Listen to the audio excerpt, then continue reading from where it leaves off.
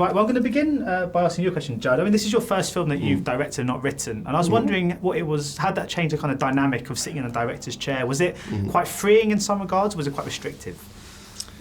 Well, in some ways I cared less in a way that was probably healthier, because I'm trying to help her execute her vision, and we've been talking about the script for years by the time we shoot. But when I direct, I'm very willing to just throw everything out every day and just start over, because I'm allowed to. But when it's someone else's script, we've talked about it, and this is the way she wants to do a scene, and so I'm trying to, honor her vision for this moment and enhance it in any way I can. So, having, some boundaries, I thought was a fun way to do it. So what was it about Amy's particular vision that sort of tempted you into directing it in a way that no one else ever has? Well, I knew that how real it was and how personal it was, and I just from the way she talked about herself and her family, she's so funny, it's so winning the way she expresses herself, that I thought, I relate to all of the things that she's talking about. It's not my specific issues, but I kind of feel them all in my own way.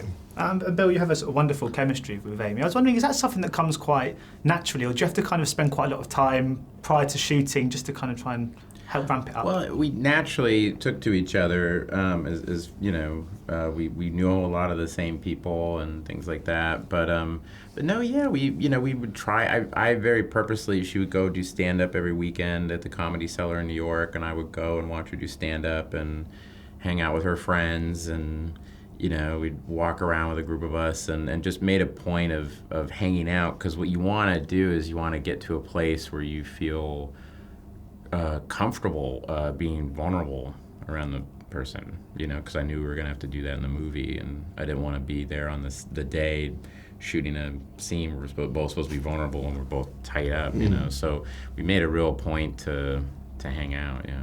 And I mean, Aaron's supposed to be cool and very comfortable around LeBron James. But I was wondering, when you were actually shooting the scenes, were you ever thinking, shit, that's LeBron James? Especially when you're playing basketball. Wasn't. No, I'm not. I like basketball a little bit, but I'm not a giant sports person. And he had hosted SNL, so I was used to being around the biggest star. You know what I mean? That's the best thing about SNL. It kind of knocks that out of you. You're very rarely starstruck by people. So I was you're just there because you just realize they're kind of out of their comfort zone, and you just want to make them comfortable. And but he was unreal to work with. I mean, you could almost see it in the scenes that I'm like, how the hell is he doing this? He's so funny. And I mean, Judd, you have been those kind of blur, kind of reality and fiction in your movies. And obviously, This Is 40 was sort of so naturalistic and obviously features your own wife and children. And you've also got people like LeBron James in this playing themselves. And I was wondering, what is it about that style of comedy to move between what's these kind of fictional creations and yet have real life creeping in that appeals to you? I first was exposed to that kind of work when I was at the Larry Sanders Show. And so Gary Shandling played a talk show host, and when things would happen in his life, they would instantly go into the show, and people were playing these bizarro versions of themselves on the show, and it just felt like a really fun way to work, where you're messing with the truth. It doesn't have to be the exact truth, yet everyone could be comfortable and express their different senses of humor. So I don't know, I'm always attracted to just stripping away as much as I can, as opposed to having everyone dress up in a big costume or something. I'm trying to figure out how to get rid of more of the artifice of it. And talking of which, is it true that Aaron's first kiss story is your own first kiss story? I read somewhere. What is? I don't know that. What was his first in the movie story? when he tells his story about his first kiss? I read that it was you. What was the story? I don't know what the story was. Was that getting your tooth knocked out? No. No, what was the story? I can't remember the story. It's not true then, I imagine. No, wait.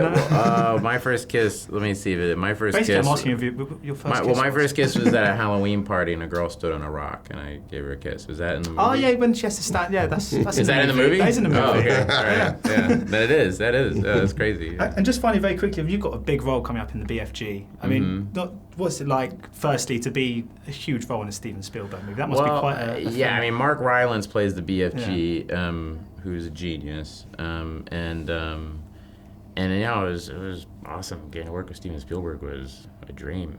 But I think people will like it. I mean, it's if you grew up reading the BFG, you'll you'll definitely like it. I mean, I can't say too much about it, but it's interesting because in the United States, people know Roald Dahl a little bit from Willy Wonka and the Chocolate Factory. I mean, that's what they think it is, and it's like, But when I come over here and I go, oh, the BFG, people lose their minds. It was huge. When we were kids, we used to be toying at school. Yeah. So it was fun to get to play it, and you definitely tell the British actors versus everyone else. We're going, oh my God, I can't believe I'm doing, Everyone's going, what is this thing about, And also, but but Steven Spielberg did wait till you see this movie. It's unreal. Oh, I can't wait. I mean, thank you so much for your time today. Thanks. Much appreciated. Cheers. Thank you. Ladies and gentlemen, you're watching Hey You Guys! Hey You Guys, huh? Hey, you guys. Is that from the Goonies? It is indeed, yes. Nice. Hey,